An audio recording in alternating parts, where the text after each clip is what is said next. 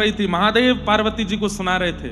वहीं पहुंचे श्री सुखदेव जी, और जैसे ही पार्वती जी को अमर कथा सुना रहे थे महादेव, और कह रहे थे कि बस मैं आंख बंद करके कथा करूंगा, तुम बीच बीच में ओम शब्द का उच्चारण करती रहना। पार्वती जी ओम शब्द का उच्चारण कर रही थी, लेकिन जैसे ही रास का प्रसंग आया, जो आज कथा में आएगा, रास का प्रसंग आते ही पार्वती जी इतनी भाव विभोर हो गई कि ओम शब्द का उच्चारण करना भूल गई। तभी बगल में बैठे हुए सुखदेव जी, महादेव को नहीं पता था कि सुखदेव जी कथा सुन रहे, पार्वती जी को भी नहीं पता था, वो तो नेत्र बंद करके मगन होकर कथा चल रही थी। तो पार्वती जी के स्वर में ओम शब्द का उच्चारण सुख ने करना प्रारंभ कर दिया कि कहीं कथा रुक ना जाए। और सप्ताह कथा विश्राम होते ही महादेव ने जैसे ही डमरू बजाया, जय जयकार करी, कथा का विश्राम हुआ, पार्वती जी के नेत्र खुले और तुरंत महादेव के चरणों में प्रणाम करके कहा, बहुत सुंदर रास का प्रसंग सुनाया, अब इससे आगे का विषय सुनाओ। महादेव बोले, रास तो 2 दिन पहले हो गया, रास हो गया, रास के बाद ठाकुर जी कंस वध कर आए, रुक्मिणी विवाह हो गया, महाभारत युद्ध हो गया, द्वारिका वस गई, यदुवंशियों को श्राप लग गया, सब कुछ होकर के ठाकुर जी अपने धाम को प्रस्थान, पूरी कथा हो गई देवी, तुम अभी तक रास पे ही हो। बोले हाँ, आपने रास सुनाया, और जैसे ही आपने कहा कि आप गोपेश्वर बन करके वहां गए, तो सुनते सुनते मेरे मन में आया, जब ये रास में गए थे तो मुझे क्यों नहीं लेके गए। तो इस बार कथा रूपी रास में मैं भी गई थी, और वहां श्याम सुंदर के साथ रास हुआ। 2 दिन से वो रास ही कर रहे थे मेरे साथ, मुझे नहीं पता चला कि कथा विश्राम कब हुई। तो आप रास में थी, तो फिर ओम कौन बोल रहा था? तभी देखा तो व्यासपीठ के पीछे छोटे से सुखदेव जी बैठे। महादेव बोले, ये ठीक नहीं किया आपने, व्यासपीठ के सन्मुख बैठ के कथा सुनने का अधिकार है, व्यास आज्ञा दे तो इधर या उधर बैठने का अधिकार है, पीछे बैठ के सुनने का अधिकार तो नहीं है। आपने कथा की परंपरा तोड़ी है, ये श्रवण परंपरा में आपने भेद किया है, इसका दंड आपको मिलेगा। और त्रिशूल लेकर के महादेव सुखदेव जी के पीछे, उस सुख पक्षी के पीछे चले।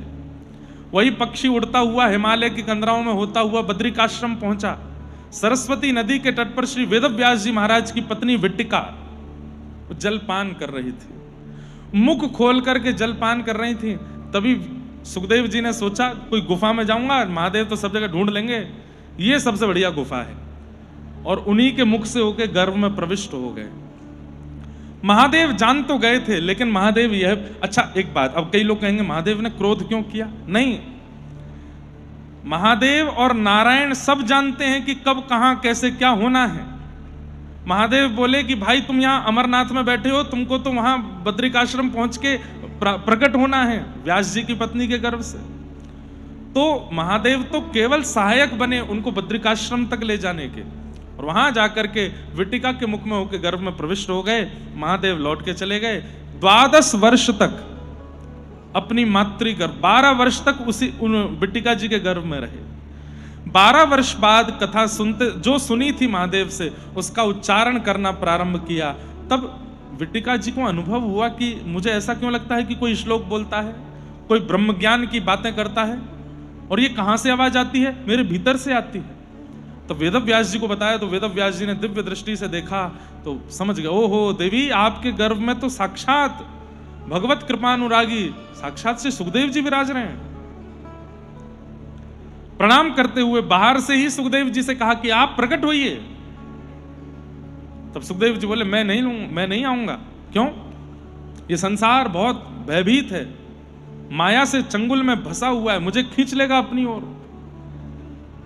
ठाकुर जी आके अगर मुझे आश्वासन देंगे कि माया मुझे नहीं सताएगी, तो मैं जन्म लूंगा। तब भगवान ने प्रकट होकर आश्वासन दिया, आप प्रकट होइए, आप माया में फंसने के लिए नहीं, माया में फंसे जीवों का उद्धार करने के लिए पृथ्वी पर आए हैं, आइए। तब भगवान की आज्ञा मान करके आज के दिन श्री सुखदेव जी महाराज अपनी मातृ गर्भ से प्रकट हुए। बोलो सुखदेव जी महाराज की। यम प्रव्रजन्तमनुपेत अपेत कृत्यम द्वैपायनो विरह कातर्या जुहाव पुत्रेति तन्मयतया तरवोभिनेदु तम सर्वभूत हृदयं मुनिमानतोस्मि। महाभारत में अग्नि अग्नि मंथन से आपका प्रकट हुआ, ऐसी कथा महाभारत में आती है। अन्य अन्य पुराणों में अन्य अन्य भाव हैं, पर ऐसे श्री शुकाचार्य जी का आज प्रादुर्भाव है, उन्हें प्रणाम करते हैं। बंधुओं, आपको पता होना चाहिए सुखदेव जी कौन है।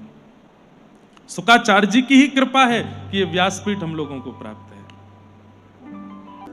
श्री सुखदेव जी महाराज परीक्षित को कथा सुना रहे हैं और क्या कह रहे हैं? परीक्षित, भगवान 7 बरस के हैं और 7 बरस के ठाकुर जी सब ब्रजवासी को लेकर के गोवर्धन गए हैं और श्री गिरिराज जी की पूजन करवा रहे हैं। गिरिराज जी को पूजन करवाए करके, 56 भोग लगवाए करके, गिरिराज जी की परिक्रमा करवाए करके, सब ब्रजवासी जो वर्षों से इंद्र की सेवा करते आ रहे थे, अब वे सब गिरिराज जी की शरण में आ गए। अब इसके पीछे एक बात और है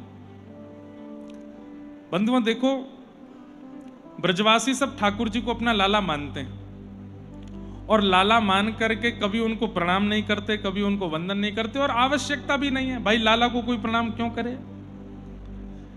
लेकिन ठाकुर जी कभी कभी मन में विचार करते हैं कि भाई मेरे चरणों में बहुत कुछ है और जब तक ये प्रणाम नहीं करेंगे तब तक इनको वो प्राप्त कैसे होगा।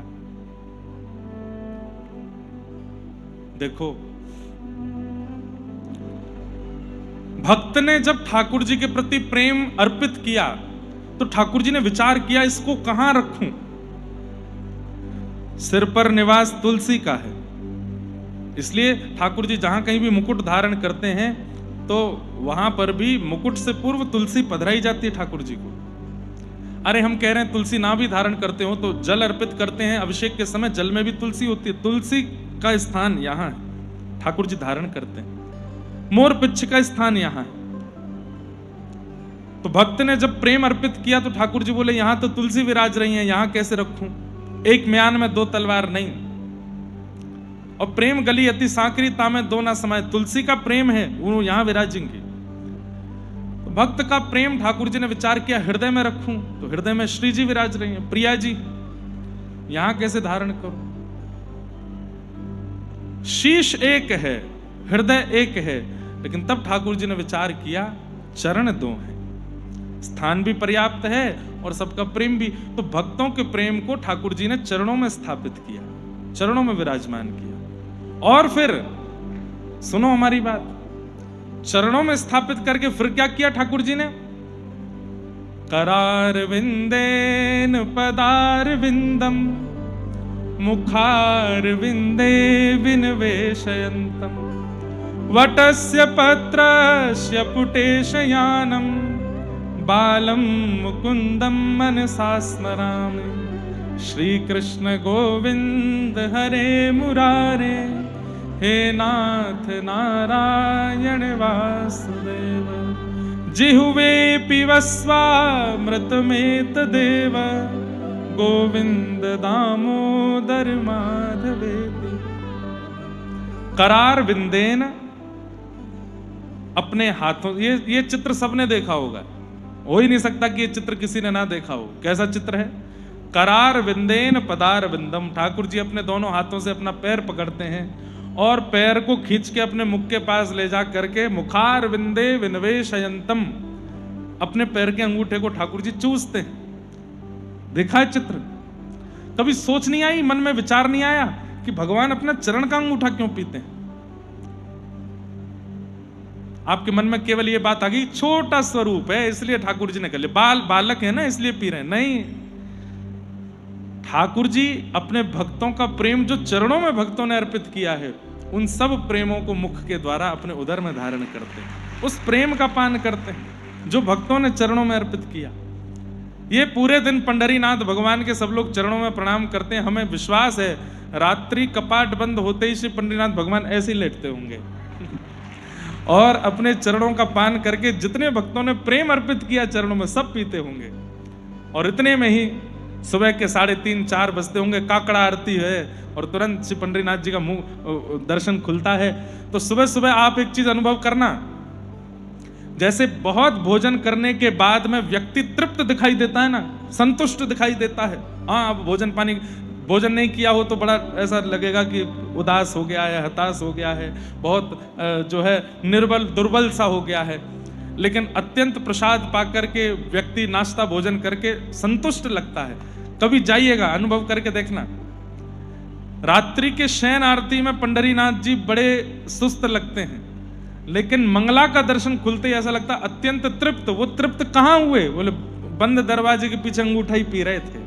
सब भक्तों का प्रेम पान करके संतुष्ट हो जाते हैं, तृप्त हो जाते हैं, और फिर दोबारा तैयार हो जाते हैं। सुबह से ही खड़े हो जाते हैं, आप महाराज सबके दर्शन, सब चरणों में आके प्रणाम करते, पूरे दिन प्रणाम करो, फिर रात्रि को फिर पान करते हैं। करार बिंदेन पदार विंदम मुखार बिंदे विनिवेशयन्तम वटस्य पत्रस्य पुटे शयानम बालम मुकुंदम मनसा स्मरामि। अच्छा, एक बात यहां पर आज्ञा क्या दी गई है? मनसा स्मरामि। कभी जीवन में कितनी भी बड़ी विपत्ति आ जाए, हम बहुत बड़ा सूत्र बता रहे हैं, ध्यान रखिएगा। जीवन में कितनी बड़ी विपत्ति आ जाए, कितनी बड़ी आपत्ति आ जाए, कितना भी विषाद आ जाए, संकट आ जाए, कष्ट आ जाए, एकांत में बैठ करके इसी झांकी का आप चिंतन किया करो। परिवार में कुछ दुविधा आई है, शारीरिक कोई रोग लगा है, पीड़ा हुई है, माताजी से, पिताजी से, बच्चों से, पत्नी से, पति से, परिवार से, या जहां काम करते हैं वहां से किसी भी प्रकार की पीड़ा आई है, एकांत में बैठ करके ठाकुर जी के इस झांकी का मनसा स्मरामि, मन में स्मरण कीजिए और मन में इस छवि को स्थापित कर दीजिए, विराजमान कर दीजिए, और थोड़ी देर तक नेत्र बंद करके श्री कृष्ण गोविंद हरे मुरारे हे नाथ नारायण वासुदेव ये कीर्तन करते रहिए और इस छवि का चित्त में स्मरण करते रहिए। आप अनुभव करेंगे धीरे धीरे जो परिस्थिति है वो संभलने लगेगी, जो हाथ से जा चुकी लग रही थी वो संभलने लगेगी, धीरे धीरे वो संजोने लगेगी। और बस थोड़ा धैर्य रखिएगा, उसके बाद थोड़ा समय को निकलने दीजिएगा, बस उस छवि का नित्य चिंतन करते रहिए। श्री कृष्ण गोविंद हरे मुरारे हे नाथ नारायण वासुदेव। कुछ समय में ही वो परिस्थिति चल जाएगी, टल जाएगी और सब मंगल में हो जाएगा। ये इस झांकी का बहुत बड़ा रहस्य है। करार बिंदेन पदार बिंदम मुखार बिंदे विनिवेशयन्तम वटस्य पत्रस्य पुटे शयानम बालम मुकुंदम मनसा स्मरामि। तो भक्तों का प्रेम ठाकुर जी ने चरणों में स्थापित रखा है। हम भक्तों को ठाकुर जी ने चरण दिए हैं, बोले यहां चढ़ाओ जो चढ़ाना है। तो ठाकुर जी ने मन में विचार किया, ये ब्रजवासी मेरे चरणन में प्रणाम तो करे ना है। कभी कभी ठाकुर जी के भी देते, हे मधुमंगल चला जनक प्रणाम कर ले। बोले हम बे तू कर ले मुझे प्रणाम। ए लाला तू भगवान थोड़ा ही है, तू कोई देवता थोड़ी है तो प्रणाम करेंगे हम, और तू कोई हमारा गुरु थोड़ा ही है। ठाकुर जी बोले एक दिना तो ऐसा आवेगो तुम सबरे मुंह को प्रणाम करोगे। तो आज ठाकुर जी ने प्रतिनिधि रूप में श्री गिरिराज जी को प्रणाम करवाया। मुझे सीधे तो मुझे प्रणाम नहीं करेंगे, ठाकुर जी की इच्छा है सब ब्रजवासियों का प्रेम स्वीकार करने की, वो सहज रूप में तो कर ही रहे हैं, पर ठाकुर जी का नियमित रूप से प्रेम पान करने का तरीका तो यही है ना, चरणों में प्रणाम हो नहीं रहा है। तो आज ठाकुर जी श्री गोवर्धन लेकर के गए सब ब्रजवासियों को, परिक्रमा कराई, पूजन कराया, अभिषेक कराया, 56 भोग लगवाया, और सब कुछ अर्पित कराने के बाद ठाकुर जी ने अपने चरणों में गिरिराज रूप धारण करके प्रणाम करवाया। 4 भुजा वाले ठाकुर जी बन गए और गिरिराज जी के ऊपर प्रकट हो गए। लाओ ब्रजवासियों भोग, लाओ ब्रजवासियों भोग। अब एक रूप से ठाकुर जी नीचे खड़े हैं और एक रूप से विशेष श्रृंगार करके ऊपर ठाड़े हैं, और सब ब्रजवासी कह रहे हैं लाला हम तो पूजा करते करते बूढ़े है गए, पर वाह इंद्र ने कभी दर्शन ना दियो। ये तेरो गिरिराज बाबा कितनो चोखो है, नेक सी पूजा ते प्रकट है क्यों। ठाकुर जी बोले देख लो, अब चलो सबरे प्रणाम कर लो इनको। तो इस बहाने सब ब्रजवासी अपने घर घर की 56 भोग लेके जाते हैं और श्री गिरिराज बाबा को पवाते हैं और चरणों में प्रणाम करते हैं। ठाकुर जी दूर पुजारी बन के खड़े हैं और सब गोपियों को समझा रहे हैं, हेरी जाए के ऐसे तिलक करियो और वहां के बाद ऐसे आरती करियो और फिर राई नोन करियो और फिर का सामग्री बना के लाइए, अच्छा जेवारी सामग्री पवाई दियो। पुजारी बन के सबका गाइडेंस कर रहे हैं कि पूजा कैसे करनी हो। पूजा करवा किसकी रहे? अपनी। आप ही पूजे आप पुजावे। और ये सब लीला किसी को नहीं पता चली, केवल श्री जी को पता चल गई है। और नेत्र प्रेमाश्रुओं से बढ़ गए हमारी किशोरी जी के, और दूर बैठी बैठी देख करके मन में विचार कर रही हैं, यह लीला सब करत कन्हाई, यह लीला सब करत कन्हाई। एक रूप सो गिरधर पूजे, एक रूप सो गिरधर पूजे, एक रूप पूजवाई, यह लीला सब करत कन्हाई। और किशोरी जी का मन रूपी मयूर तो तब नृत्य करने लगा जब ठाकुर जी नंद बाबा यशोदा के संग स्वयं गए ऊपर गिरिराज जी पर। एक एक करके परिवार के लोग जा रहे हैं ना प्रणाम करने, तो अब ठाकुर जी गए और ऊपर जाकर के जैसे ही तिलक कियो, अक्षत चढ़ायो, आरती करी, तो आरती कर रहे हैं। अब किशोरी जी क्या देख रही हैं? बोले खुद ही अपनी ही आरती कर रहे हैं। कोई व्यक्ति आज शाम को एक काम करना है, करोगे? घर पे जाना, बड़ा वाला दर्पण हो ना, शीशा, उसके सामने खड़े होके अपने आप को देख के करना है। कैसा लगेगा?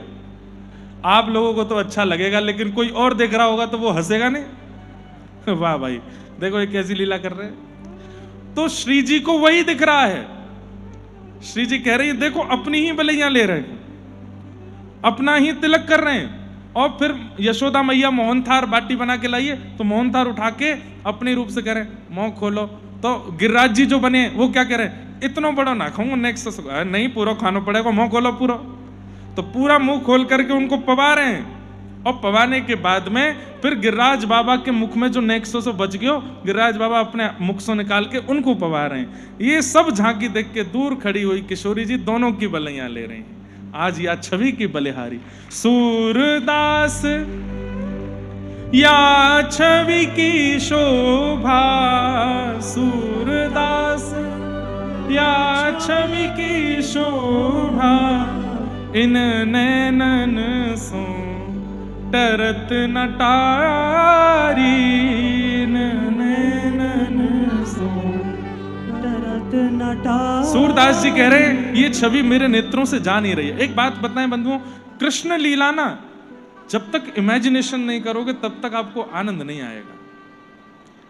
आप सुन रहे हैं एक बात, लेकिन तत्सुनवन प्रपठन विचारण परो, यहीं बैठे बैठे जब हम बोलते हैं उसी समय नेत्र बंद करके चिंतन भी कर लिया करो, कैसी झांकी है। श्री गिरिराज पर्वत का निर्माण करो, गिरिराज पर्वत पर 56 भोग का निर्माण करो, उसके ऊपर 4 भुजा वाले गिरिराज जी बैठे हैं और वैसे ही रूप वाले 2 भुजा वाले कृष्ण खड़े हैं, और वो कैसे पूजा कर रहे हैं, कैसे आराधन कर रहे हैं, ये सब चिंतन करना है, तभी सुख मिलता है।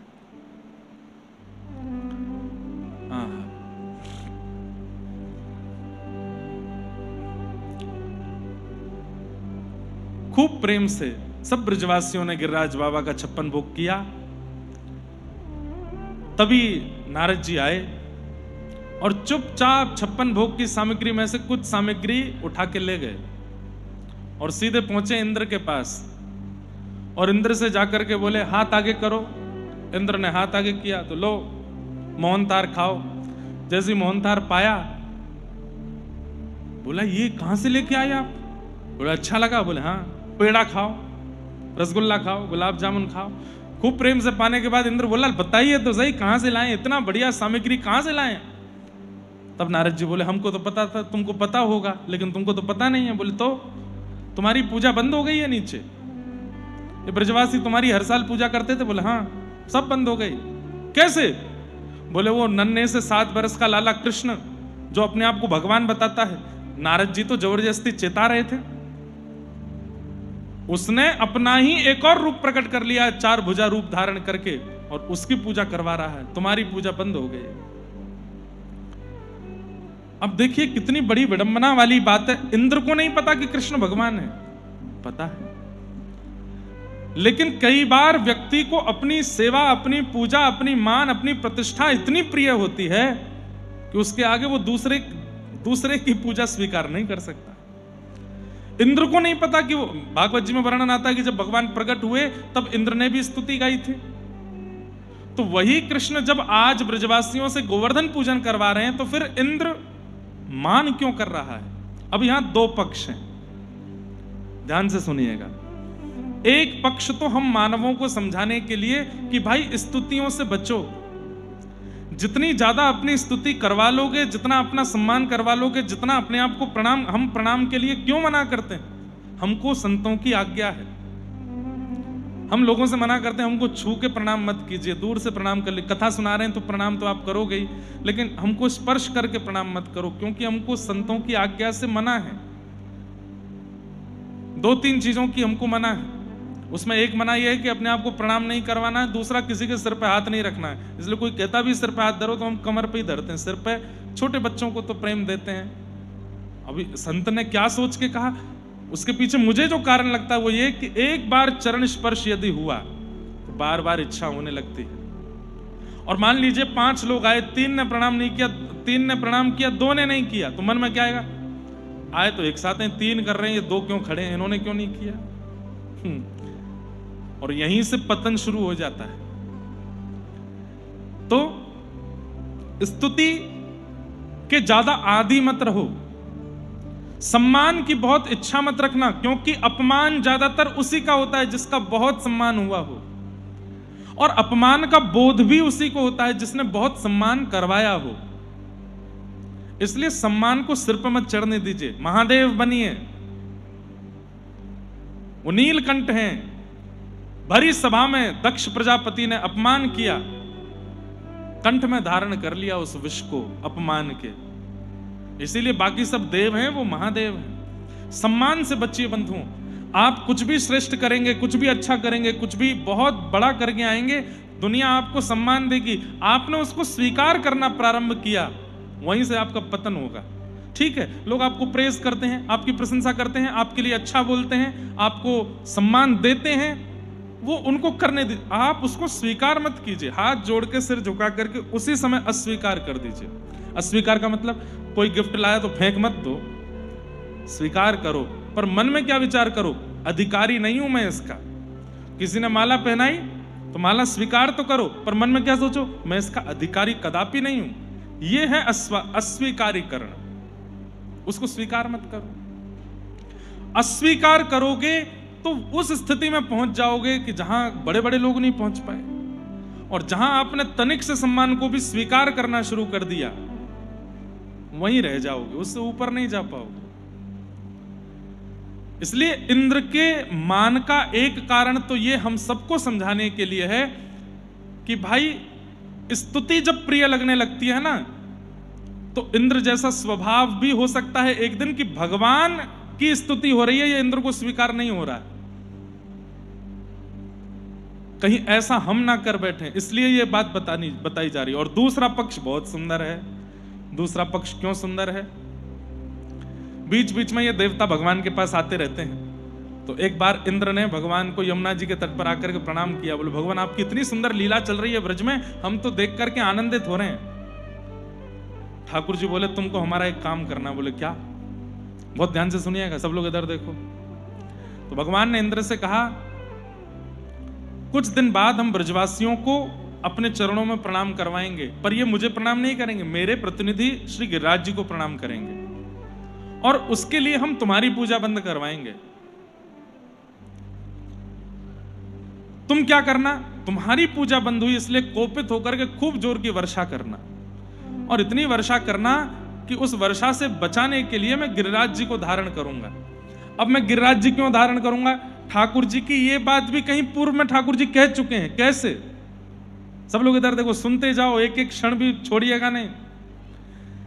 जब हनुमान जी महाराज हिमालय पर्वत लेकर के आए संजीवनी बूटी के लिए, तो सब लोग हनुमान जी की बड़ी प्रशंसा करते थे। अरे हनुमान जी तो समुद्र लांग के लंका पहुंच गए, लंका में आग लगा करके आ गए, हनुमान जी ऐसे बलवान हैं, हनुमान जी ऐसे, हनुमान जी ऐसे। तो एक दिन हनुमान जी ने राम जी से कहा मेरा नाम क्या है?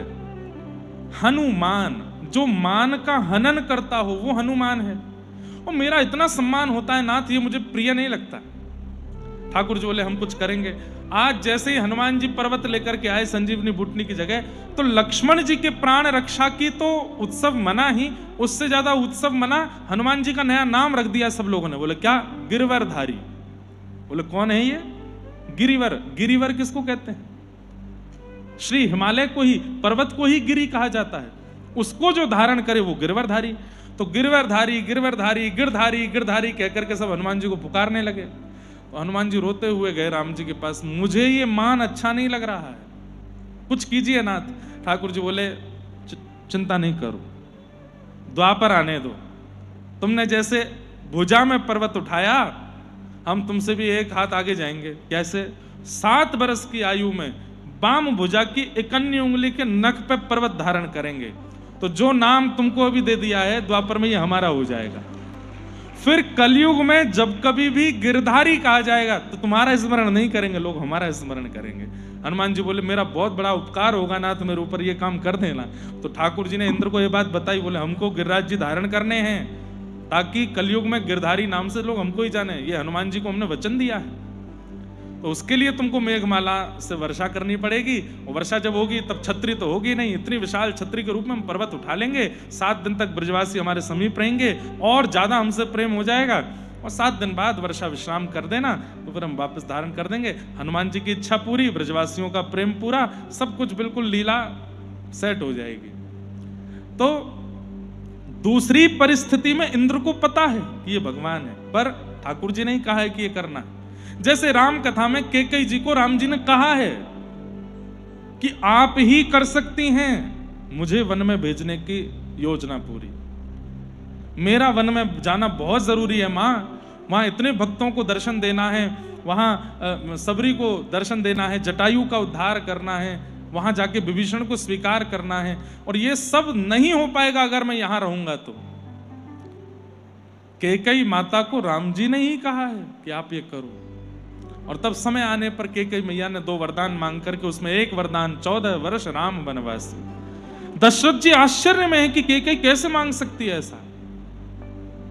और कैकेयी मैया के प्रसंग आप कभी सुनेंगे ना। एक बात बोलूं, महाभारत और रामायण, इसमें जिनके भी नाम क से शुरू होते हैं उनका चरित्र अद्भुत ही है। काकभूषुंडी, कैकेयी, यहां पर कृष्ण कथा में आ जाओ, कुंती, कर्ण, कृष्ण, कौन्तेय, अर्जुन। ये कोई ऐसी प्रमाणित बात नहीं है, लेकिन मेरे मन में ऐसा आता है कि क अक्षर से जिनके भी नाम हैं, राम कथा में हो चाहे आप अभी मैं और नहीं सोच पाया हूं, सोच लीजिएगा। केसरी नंदन हनुमान जी, जिनके भी नाम क से प्रारंभ हुए हैं, चाहे राम कथा में हो चाहे कृष्ण लीला में हो, उनका चरित्र प्रेरणादायक है, मानव को कुछ सिखाएगा, मानव के सीखने के लिए। कर्ण का जीवन जरूर देखिए एक बार, भले ही वो कौरव पक्ष का था। तो इस प्रकार इंद्र के द्वारा जो ये लीला हुई है, इसके बारे में इंद्र को पहले से पता था। ये तो ठाकुर जी पूरा स्क्रिप्टेड करते हैं ना हम लोगों को ज्ञान देने के लिए। आकाश में मेघमालाएं गरजने लगी, गड़गड़ करके बादल गरजने लगे। ब्रजवासी बोले हम तो पहले ही मना कर रहे, या गिरिराज बाबा की पूजा मत करो, वह इंद्र की पूजा मत छोड़ो, है क्यों नाराज? ठाकुर जी बोले ऐसा मत करो भैया, जिनकी शरण में आए उन पर भरोसा करो, विश्वास करो। ब्रजवासी बोले अब हमें कोई ना बचा पाएगो, अरे प्रलय आ जाएगो, पूरी नगरी डूब जाएगी, सब जल निमग्न है जाएगो। अविश्वास होने लगा। ठाकुर जी चमत्कार नहीं कर रहे हैं कृष्ण लीला में, लेकिन ठाकुर जी के मन में आया कि अगर अभी नहीं किया तो इनके मन में विश्वास नहीं हो पाएगा। और चमत्कार ठाकुर जी ने कोई मंत्र पढ़ के या कोई विद्या से गिरिराज जी उठाए नहीं, सब ब्रजवासियों को इकट्ठा करके ले गए। बोले गिरिराज जी से प्रार्थना करो, ये रक्षा करेंगे। अरे ये पर्वत हमारी रक्षा कैसे करेगा? बोले करो तो सही। सब ब्रजवासियों ने हाथ जोड़ के प्रणाम किया। ठाकुर जी ने गिरिराज जी से कहा, हे गिरिराज बाबा, या इंद्र के कोप से हमारी रक्षा करो, मैं तो बालक हूं, पर कृपा करके आप हम सब पर अनुग्रह करो। और इतने में ही ठाकुर जी ने दोनों भुजाओं से जैसे ही गिरिराज जी को अधर किया, मानो रुई के फोहे के तरह गिरिराज जी हल्के हो गए और एक तरफ से अधर हो गए। 7 बरस के ठाकुर जी भीतर प्रविष्ट हो गए और अपने बाम हस्त की कन्नी उंगली के नख पर जैसे ही उठाए हैं, बोलो गिरवरधारी गोपाल की। श्री गिरिराज जी धारण है गए। सब ब्रजवासियों को ठाकुर जी ने बोला, आ जाओ आ जाओ, सबरे आए के ठाड़े है जाओ। जैसे ही सबने देखा, अरे लाला ने पहाड़ उठा लियो, लाला ने पहाड़ उठा लियो। सब ब्रजवासी गए और अपनी अपनी छड़ी लगा करके खड़े है गए। अब ठाकुर जी तो खड़े ऐसे और सब ब्रजवासी खड़े ऐसे, अपनी अपनी छड़ी लगा ली है नीचे। मतलब ये तो वही बात हो गई, पंडाल अपने वो लोहे की रोड़ों पर खड़ा है, लेकिन फिर भी आप में से कोई बहुत बड़े महानुभाव बड़ा डंडा लेके आए और नीचे आके ऐसे खड़े हो जाएं। आप लोग चिंता नहीं करो, मैंने पंडाल साध रखा है पूरा। ऐसी स्थिति हो गई। अब ठाकुर जी ऐसे देखें, ऊपर यहां देखें तो सब ब्रजवासी छड़ी लगा खड़े हैं। ठाकुर जी बोले, जे क्या कर रहे हो? लाला तू चिंता मत कर, हमने छड़ी लगा ली है अपनी, और जो गिरिराज बाबा नीचे नहीं आवेगो, तू बिल्कुल चिंता मत करे, और तू यहाँ उंगली नीचे कर ले, ठाड़ो है यूं करके नीचे कर ले, हमने लगा ली है छड़ी। ठाकुर जी बोले, 2-4 किलो वजन नहीं है इनमें, 22 किलोमीटर लंबे चौड़े हैं ये गिरिराज पर्वत हैं, ये तुम्हारी बांस की छड़ी पर टिकेंगे? ब्रजवासी बोले, हमारी तो फिर भी छड़ी है, तेरी तो उंगली है, या उंगली पर टिक जाएंगे? अरे तेरी उंगली तो मोटी, तो हमारी छड़ियां है लाला, तू चिंता मत कर, उंगली नीचे कर ले, हमने छड़ी लगा ली है। अब यही प्रेम तो ठाकुर जी को प्रिय लग जाता है। अगर उस समय मैं और आप होते, मैं और आप ब्रजवासी होते, या फिर आज की डेट में यह लीला हुई होती,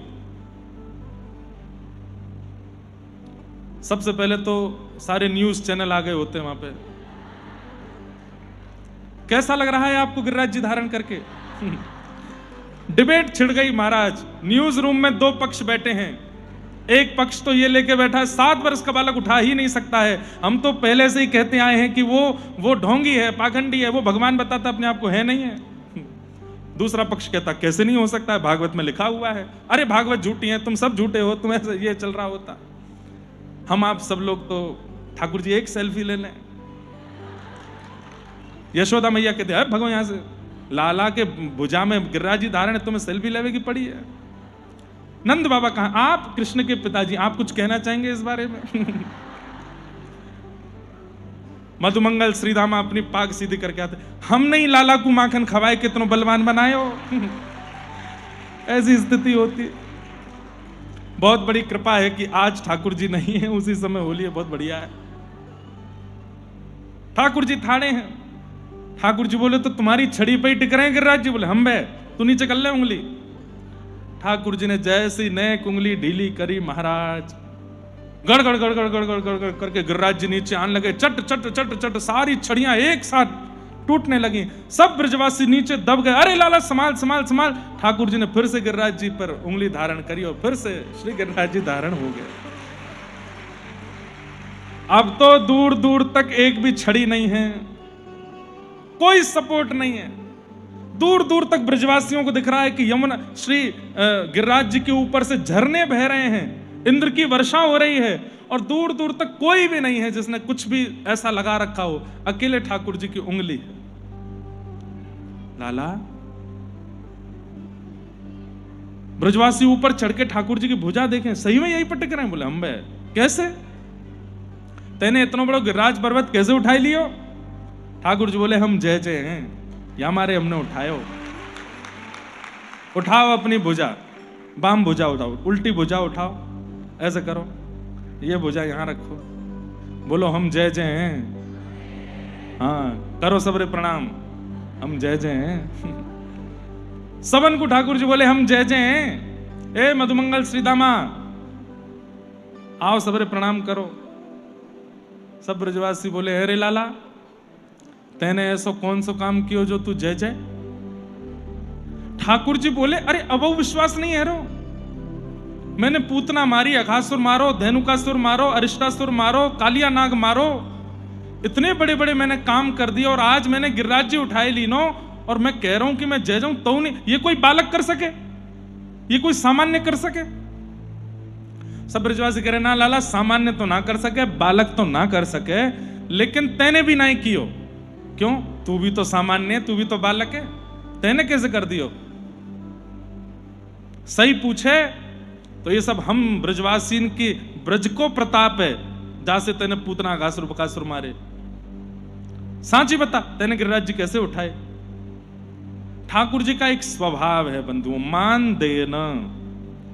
ठाकुर जी मान देना जानते हैं, क्रेडिट्स देना जानते हैं, श्रेय देना जानते हैं। और हम मानव हैं, दूसरे का भी श्रेय मारना चाहते हैं, दूसरे का भी मान लेना चाहते हैं, दूसरे का भी क्रेडिट छीनना चाहते हैं। ठाकुर जी मान देते हैं। कछु माखन को बल बढ़ो, कछु गोपन करी सहाय, श्री राधे जू की कृपा सो मैंने गिरिवर लियो उठा। मतलब इस बात में आप एक चीज देखो, हम भी कभी कभी मान दे देते हैं, लेकिन कितना? हाँ भाई, इस पूरे कार्यक्रम को करने में हमारा भी योगदान है, इनका कितना? इनका है 30%, बाकी का मेरा है 70%। और कभी कभी दिन हो जाते हैं 50-50 है, और दिन हो जाते हैं तो 40-60 है, और दिन हो जाते हैं तो 30-70 है, और दिन हो जाते हैं तो 10 है, इनका 90% है। पर हम 10 से नीचे नहीं जा सकते। 10% क्रेडिट तो चाहिए कि मैंने किया।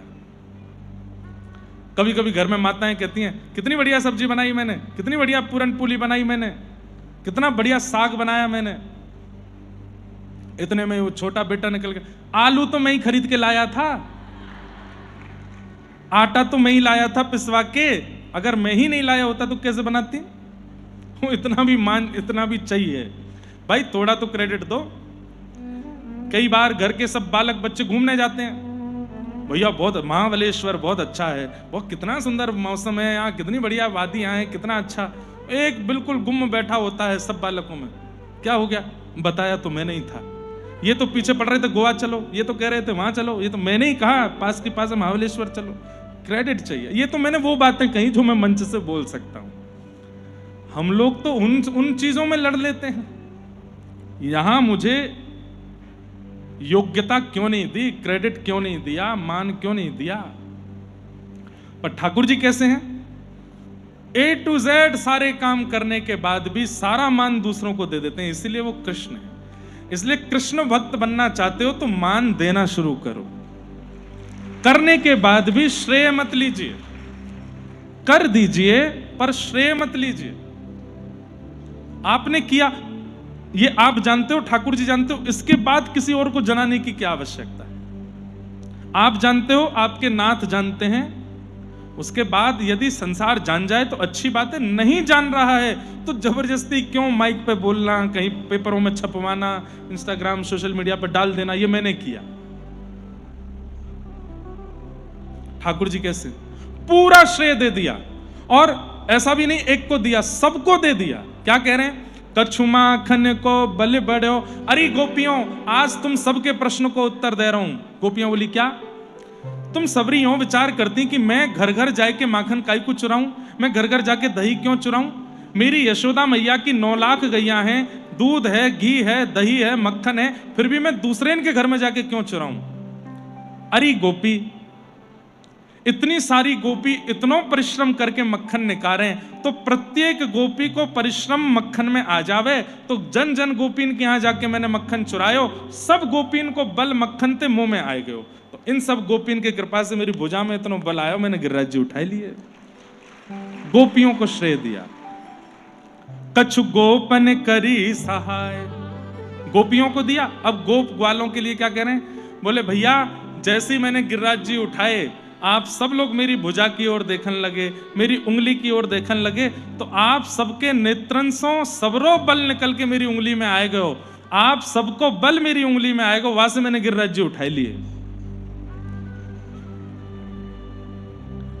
ग्वाल बाल सब एक दूसरे के मुंह की ओर देखें, तब एक ग्वाला बोलो, अरे हम बे लाला सही बोल रहा है। बोले क्यों? 3 दिन आते कछु कमजोरी सी आ गई है हम लोगन में, अब पता तो चली हमारी सबरी शक्ति निकल के या कि उंगली में चली गई है, तभी तो हम कहें कि घबराहट सी क्यों हो रही है, कमजोरी सी। हम बे लाला सांची कही थे ने, हमारी शक्ति ही चली गई है लाला में, गोपीन की शक्ति, ग्वालन की शक्ति। अब गोपी ग्वाल कितने हैं? 400-500 1000 2000 10,000 नहीं है, लाखों की तादाद में गोपी ग्वाल हैं। सबका मान करते हुए ठाकुर जी ने कहा आप सबके बल से मैंने गिरिराज जी उठाए। और अंत में अधिष्ठात्री स्वामिनी किशोरी जी को नाम बोल करके तो मानो पूरे व्रजमंडल को श्रेय दे दियो। श्री राधे जू की कृपा सो मैंने गिरिवर लियो उठाए। राधा रानी कौन? बोले 84 कोस की रानी। उनकी इच्छा के बिना तो यह व्रजमंडल में कछु ना रह सके। उनकी मुंह पे कृपा भई, उनकी मुंह पे दया दृष्टि भई, और मैंने यहाँ गिरिराज पर्वत को धारण कर लियो है। सब ब्रजवासी बोले भैया बोल गिरिराज धारण की जय। सब